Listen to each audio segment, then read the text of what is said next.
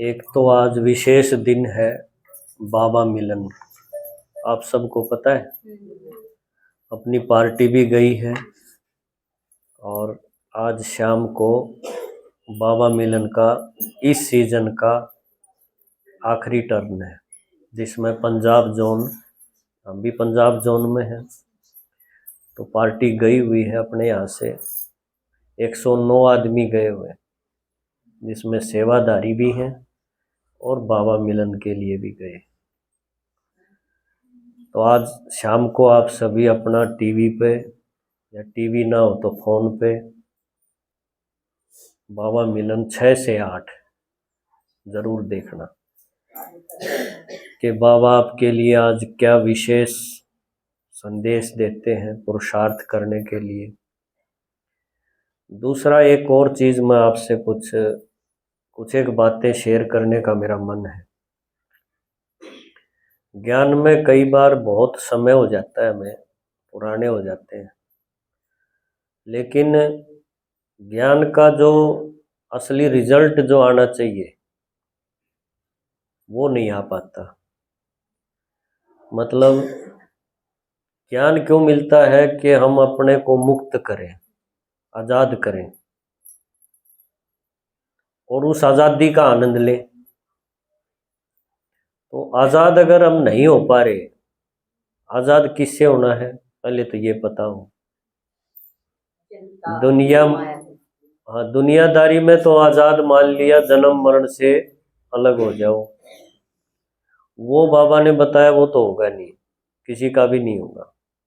आत्माएं जन्म लेती रहेंगी, फिर आज़ादी मुक्ति किस चीज़ की। तो हम जहाँ रह रहे हैं, परिवार में, समाज में, या अपने संस्कारों में, जो ज्ञान मिलने से पहले हर एक आत्मा कोई न कोई संस्कार के वश लगी हुई थी। कोई संस्कार अच्छे थे तो उसका अच्छा फल मिल रहा था, और कोई ऐसे थे जो गलतियां होने वाली, तो उसको भोग भी रहे थे। अब बाबा ने आते ही क्या बताया कि बच्चे, पुरानी दुनिया को भूलो, है ना, यही बताया। और रोज बाबा की मुरली में एक बात आती है, देही अभिमानी बनो। देही माना आत्मा। क्यों बने देही अभिमानी, क्यों बने? अब तक भी तो जी रहे थे, या कितने आदमी और हैं दुनिया में, वो भी तो जी रहे हैं। तो देही अभिमानी हमें एक खास काम क्यों दे दिया? जरूरत है इस चीज की? जरूरत है? क्या जरूरत है? सतयुग खातर। अच्छा, इस टाइम में जरूरत है? घर परिवार में जरूरत है, क्योंकि हम सब के पीछे एक भूत है। भूत समझते हो? भूत कौन सा? एक तो वो भूत है जब आप ठाए अंड हो उसने, मेहंदीपुर ले जाओ और कहीं ले जाओ, उन भूता का भी इलाज करनिए है। लेकिन एक भूत ऐसा है, उसका इलाज उन पर भी नहीं है। वो भूत कौन सा है? मैंने अब तक जिस तरीके से जिंदगी जी है, जो नजरिए से समाज में, परिवार में मैं अब तक चला हूं, वो मैं अभी तक पकड़े हुए हूं, और वो मुझे भोगने के लिए विवश करता है, मजबूर करता है, क्योंकि वो ठीक नहीं है। अगर अच्छा होता तो भूत तो वो भी है, जो सतयुग में हमारा पास्ट था, वो भी तो भूत था, लेकिन वो साथ नहीं आया। ये अब वाले जो हैं 2-4 जन्म के, या बाबा कहता है 63 जन्मों के, ये तंग करने वाले हैं। तो जब ज्ञान मिलता है तो हमारा 2 तरह की दुनिया मन में चलती है। एक तो बाबा बता रहा है सतयुग आएगा, उसमें इस तरह के आदमी चाहिए, उनके विचार ऐसे चाहिए, ऐसे बनाओ। दूसरा, जो पुरानी दुनिया से हम निकल के आए हैं वो भूत। अब दोनों का युद्ध चलता है। युद्ध किसके चलेगा? जो ये ज्ञान ले रहा होगा। जो नहीं ले रहा वो तो एक ही चीज है उसके पास, तो उसका युद्ध नहीं होता, उसका तो दी एंड तो होगा, लेकिन युद्ध नहीं चलेगा। वो आपको लगेगा ये ठीक है, आराम से सो रहा है, खा रहा है, कोई दिक्कत नहीं इसका। मन ने खाम खा का यो बेगन क्यों उठा लिया कि भूत भगाऊं। तो ऐसा जो युद्ध है, जो एक पांव आपका पीछे और एक आगे, ये बड़ी अशांति की अवस्था है वैसे तो, टेंशन की। क्योंकि कोई चीज दिख नहीं रही, ना सतयुग दिख रहा, ना आत्मा दिख रही, ना परमात्मा दिख रहा, ना परम धाम दिख रहा। कोई चीज देखी आपने अब तक? ये सारी चीज जो बताई ये सुनी सुनी तो है, देखी कहाँ है? तो जो नहीं दिख रहा उसकी तरफ जाना है, और जो दिख रहा था जो अब तक कर रहे थे वो भूलना है। बड़ा मुश्किल काम हो गए, ये आसान नहीं है। इसलिए आदमी क्या करता है, इस ज्ञान में आने के बाद उसका युद्ध उसको तंग भी कर देता है। क्यों? विजय नहीं होती तो आदमी क्या करेगा? थक जाएगा, सोचेगा भाई मेरे बस का तो नहीं। तो इसका ये जो हमारे मन के अंदर जो इस तरह की युद्ध चलती है ना, इस पर विजयी होने के लिए बाबा की मुरली रोज रोज हमें मिलती। और वो मुरली देखो, हमें कई बार सुनते तो सब है, रिवाजी तौर पे सुनते हैं, बहुत कम है जो गहराई से उसको अपनाएंगे। नहीं तो जैसे भक्ति में आरती एक रिवाज के तौर पे थी, आरती की जगह मुरली आ गई। भाई मुरली सुन ली, वहां आरती सुन ली, बातचीत चिंतन जिंदगी वैसी की वैसी, उसमें कोई बदलाव नहीं, ना आरती से हुआ और न इससे हो रहा। क्यों? दुनिया की परिस्थिति समस्याएं उनके आगे भी हैं जो केवल आरती गाते हैं, और समस्याएं आपके आगे भी आ रही हैं, इसमें कोई परिवर्तन नहीं हुआ। कभी कोई सोचे विज्ञान में आ गए तो समस्या खत्म होगी, खत्म नहीं होती। क्योंकि कर्म का लेख है वो साथ साथ आएगा और वो भोगना पड़ता है। फिर क्या? फिर मुरली का क्या करें जब कोई समस्याएं खत्म नहीं हो रही? तो क्यों मुरली सुने, क्यों बाबा को याद करें? कोई बताए क्यों ये फालतू का काम ठावा? भाई नए नए कई हैं, इसलिए मैं सवाल पूछ रहा हूँ। रेखा बहन जी, क्यों यो काम ठावा? और काम थोड़े थे। एक नया और पकड़ लिया है। क्यों गीत गावा, क्यों गीत गावा? देखो आगे का जो हमारा पार्ट है ना, वो तो सही बात है कि आज जैसा आप बीज बोओगे तो उसका फल तो आपको मिलेगा, लेकिन असली बात है आज का टाइम अगर हमने सुंदर नहीं बनाना सीखा, आज की समस्याओं से अगर हम बेफिक्र नहीं बने, तो ये ज्ञान को हमने सही तरीके से समझा नहीं है। असली है आज, क्योंकि ये जन्म है डायमंड हीरे जैसा, बाकी तो सोना चांदी इस टाइप के हैं, हीरे जैसा यही है थोड़ा सा। अब इसको क्या करें? कई बार आप देखते होंगे दादाजी रोज यही बात बताते हैं हर एक क्लास में कि और किसी ने याद दे क्यों करो, एक भगवान ने याद करे जाओ, रात न करो, है? काम करते करो, याद करो याद करो, इस पर जोर रहता है कि नहीं? वो खुद भी लगे रहे, क्यों? जो जिस काम में लगा हो वही तो बताएगा। तो याद करने बैठते हैं बाबा के बच्चे। मैं ये नहीं कहता सब एक जैसे हैं, लेकिन ज्यादातर की समस्या क्या है, जैसा कि योग के बारे में कभी ऐसा होता नहीं कि हम जो कोर्स कराते हैं तो उसमें योग करना सिखाएं, बहुत कम होता है, वो सिखाया भी नहीं जाता, वो पता नहीं अपने आप आता है। तो मेरा जो तरीका है, मैं अगर आपको बताऊं, हो सकता है आपकी समस्या हल हो जाए, हफ्ते में हल हो जाए तो बड़ी बात होगी कि छोटी होगी, है? मान लो आपके मन में ऐसे प्रश्न चल रहे हैं जो आपके वो निकल नहीं रहे और परेशान खूब हो रहे हो, किसी ने बता नहीं सक रहे, ऐसा भी है। और वो मैं अगर तरीका बताऊं और आप उसने पकड़ लो और एक हफ्ते में वो कहानी खत्म हो जाए तो कैसा रहेगा बताओ। तो अभी ध्यान से सुनो। आप जब भी बाबा को याद करने बैठो ना, मुरली तो आपने रोज सुननी है, इसमें कोई भी गफलत नहीं चलेगी। मुरली सुनते रहो, दुनियादारी आपके अंदर है ही, सब में है, तो जिसमें से खेल के आए हैं वो सारी चीजें हमें पता है।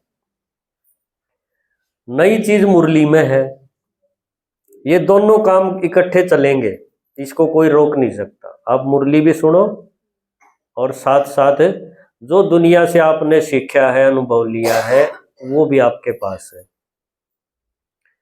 अब आप अपने घर में, हर एक के घर में हो सकता है कोई एक छोटी सी जगह एकांत हो जिसको कह सकें, एक ऐसी जगह आप अपने घर में, कोई कमरा या कोई छत जहां आपको लगे भी मेरे को कोई डिस्टर्ब नहीं करेगा थोड़ी देर के लिए, वहां चले जाओ और एक टाइम फिक्स कर लो जब आप फ्री हो।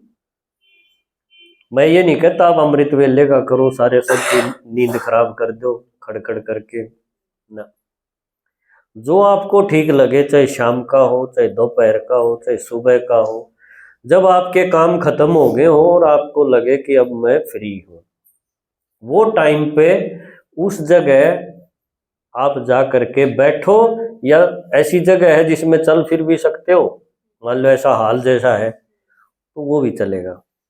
इतना समझ आ रहा है? करना इस चीज को एक हफ्ते में, अगर मस्ती लेनी तो लेनी है ना मस्ती, एक बार फिर ताली बजाओ। ज्ञान का मजा आ जाएगा। तो आप वो जगह को फिक्स कर लो, रोज नहीं बदलनी वो, क्यों मैं चाहता हूं हफ्ते 10 दिन बाद वो जगह एक पवित्र स्थान बन जाए, वहां आपकी तपस्या शुरू होगी। कैसी होगी सुनो। उस जगह पर जाते ही सबसे पहले आप बैठ के बाबा को बुला लो। ये मत सोचना बाबा आएगा कि नहीं आएगा, मैं मानता हूं बाबा तैयार बैठा रहे, बस हम दिल से बुला नहीं रहे। क्यों, बाबा ने और काम है ही नहीं कुछ, बाबा ने कोई फैक्ट्री नहीं लगा रखी कि उड़े मानस संभालने हो, कोई ठेकेदार नहीं कहेगा। वो इसी काम के लिए बैठा है कि हर एक बच्चे के मन में समस्याएं हैं और वो दुखी हो रहा है, और मैं सुख का सागर हूं, पर यो जब प्यासा होगा तो ये पानी पियाऊं। तो आप खूब प्यासे हो गए अपनी समस्या के लिए, एक सॉल्यूशन के लिए। आप बाबा को आंख बंद करके या आंखें खोल के मन ही मन में अपनी जो भी समस्या है, कैसी भी हो सकता है इस तरह की हो जो आपको शर्म आए, ऐसी भी हो सकती है, किसी भी हो सकता है, बाबा ने सब पता होता है। पर आपने मन ही मन में बाबा को अपनी बात बता देनी है, बस। कितनी देर में बताओ, बाबा तो थोड़ा सा ही समझ जाएगा। फिर आप फ्री होके उस समस्या को अपने लेवल पे सोचना शुरू कर दो, जो भी आपके मन में है ना, भाई मेरी ये दिक्कत है, उसके बारे में आप सोचना शुरू कर दो। ये मत सोचो मैं आत्मा हूं, ये ड्रामा है, ये कुछ नहीं सोचना। ना बाबा की लाइट देखनी, कोई फोटो देखना, ये सर में दर्द करने वाली चीजें मत करना। सिर्फ दिल से, मन से बाबा को अपनी बात बता दी और खुद अपने लेवल पे सोचना शुरू कर दिया क्या होना चाहिए, क्या नहीं होना चाहिए। अपनी जिंदगी के बारे में, अपने बारे में, अच्छा बुरा जो भी आपके मन में आता है, पता नहीं कहाँ कहाँ तक का आएगा, कुछ प्लस होंगे कुछ माइनस होंगे, सारा का सारा आप चिंतन करते रहो। घबराना नहीं, आपकी नस फटेगी नहीं। अगर बाबा को नहीं बुलाया और फिर सोचना शुरू कर दिया तो हो सकता है आपकी नस फट जाए, लेकिन आपने जाते ही बाबा को बुलाया है तो बाबा रुखाड़ी हो गया आपका। जहां उसको लगेगा कि ये ज्यादा सोच रही है, वो वहीं आपको कुछ ना कुछ एक रेखा खींच देगा, बाहर नहीं जाने देगा, नहीं तो नस फटे। आप सोचते रहो, ये मत सोचना कि ज्यादा सोचने से दिक्कत आएगी, नहीं। जो भी उलझुल जो आपके मन में आ रहा है खूब सोचो। जब आप थक जाओ सोच सोच के, हो सकता आधे घंटे में थक जाओ, कोई सोल्यूशन नहीं मिला, कोई दिक्कत नहीं, आपकी बुद्धि तो चली। फिर आपका जब जी करे भाई मैं थक गया, मैं जाके काम कर लूं या सो जाऊं या खा लूं, जो आपका जी करे वो कर लो। अगले दिन फिर पहुंच जाओ उसी जगह, ध्यान से सुनते रहना। फिर बाबा को फिर बुला लो कि बाबा कल बीमा आई थी और मेरी समस्या ज्यों की त्यों खड़ी है, मेरे तो समझ में नहीं आया। फिर शुरू हो जाओ बाबा को बुलाने के बाद। जो आपके मन में आए फ्रीली आने दो, रोकना नहीं है कोई चीज को, हम रोकते हैं, गड़बड़ वहां है। दूसरे दिन भी इसी तरह लगे रहो। जो आपके पास जितना टाइम है, 20 मिनट, आध घंटा, घंटा, 1.5 घंटा, जितना फ्री है लगे रहो। फिर आ जाओ। ऐसे करके 7-8 दिन तक जब आप इस काम को करेंगे, मैं गारंटी से बोलता हूं आपको कि पहले दिन जो आपके विचार 1 घंटे में जितने आए थे, 2 दिन बाद वो घट जाएंगे। आपने नहीं घटाए, अपने आप बुद्धि ने किनारे कर दिए वो। 2 दिन बाद फिर और कम होंगे। और जब 7-8 दिन बाद आप इसी अभ्यास को करके बैठेंगे तो आप देखना आपके मन में बहुत थोड़े से विचार रह जाएंगे, और कहीं कहीं आपको एकाध पॉइंट, एकाध बात, एक विचार कोई ऐसा मिलेगा जो आपकी प्रॉब्लम का सॉल्यूशन वहां से होगा। पक्की बात है। वो एक ऐसा पॉइंट मिलेगा कि मुझे ऐसा सोचना चाहिए या ऐसा करना चाहिए तो मेरी समस्या जड़ से खत्म हो जाएगी। वो पॉइंट मिला है आपको, समस्या वही है, उस पॉइंट को पकड़ना। मिल तो वो पहले दिन भी रहा था, पर पहले दिन आपकी बुद्धि का लेवल ऐसा नहीं था, उसमें अड़ंगा ज्यादा था। 7 दिन के बाद वो कम होते होते बुद्धि का लेवल भगवान की बुद्धि से थोड़ा सा मैच कर गया, तब वो बात टच होती है। बाबा तो पहले दिन भी दे रहा था पर हमारे सिर पर गजा थी। 7 दिन बाद जब खूब घिसाई ना बुद्धि, क्या करूं, कैसे करूं, क्या नहीं करूं, तब 7-8 दिन के बाद आपकी बुद्धि में वो एक पॉइंट टच हुआ जिस समस्या को लेके आप बैठे थे। उस पॉइंट को पकड़ लो, वो है मंत्र। जो भक्ति में मंत्र देते हैं ना, कोई ताबीज बांध के देता, कोई कुछ और, ये मंत्र, मंत्र माना एडवाइस, सलाह, मंत्र ना। उसको गांठ बांध लो, उसको छोड़ना नहीं। वो जो आपको मिला है, आपको महसूस होगा कि यहां से समस्या खत्म होगी, उसको फिर जिंदगी में मजबूती के साथ करना शुरू कर दो। देखो, जैसे ही वो शुरू करोगे, यानी आपको जड़ समझ में आ गई, बीमारी की जड़ कहाँ है, उसको पक्का करते जाओ, उसको छोड़ना नहीं। अब क्यों, वहां से जो इतना बड़ा, जो 1 हफ्ते का जो आपका जोड़ा, विचारों का जोड़ा जो खाली हुआ है ना, वो इससे आगे जमा नहीं होना, फिर ये जड़ मिल गया आपको। उस दिन बाबा आपको बहुत प्यारा लगेगा, जिस दिन वो अमृत मिलेगा ना, वो पॉइंट मिलेगा। अब तक आप बाबा को रिवाजी तौर पे व लाइट जला के गीत सुन के याद कर रहे थे, वो रिवाज था केवल। आपका दिल से वो प्यार नहीं आ रहा था, तो मिल ही नहीं रहा था, कुछ बातें थी बस, समस्या तो वहीं खड़ी थी। उस दिन आप हो सकता है जम के रो बाबा के प्यार में। फिर आप बाबा की मुरली इतने ध्यान से सुना करोगे, एक एक बात, आपको लगेगा कि असली दवाई तो यहां है।